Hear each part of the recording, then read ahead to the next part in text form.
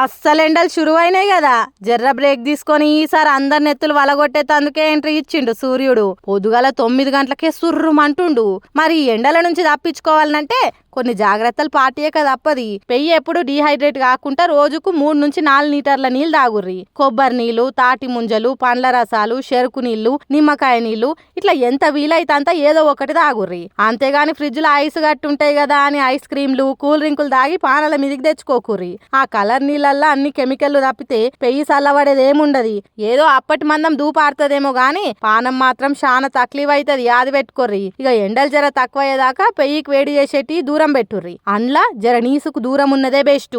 ఇంకోటి ఏంటంటే ఈ ఎండలకు పని మీద బయటికి వెళ్ళినప్పుడు మీ జేబులలో ఓ ఉల్లిగడ్డ ముక్క వేసుకొని వెళ్తే వడదెబ్బ తాకకుంటుంటది. ఇవన్నిటికంటే వెనకటికి మన పెద్ద మనుషులు వాటిచ్చే పద్ధతులల్లా అంబలి, రాగి జావ, పెరుగు సల్ల ఇట్లా పాటించినా ఇంకా మంచిది. జర సూరన్న సురుకులు తట్టుకోవాలంటే ఇవన్నీ పాటియక తప్పదు కదా పైలమ్మలా.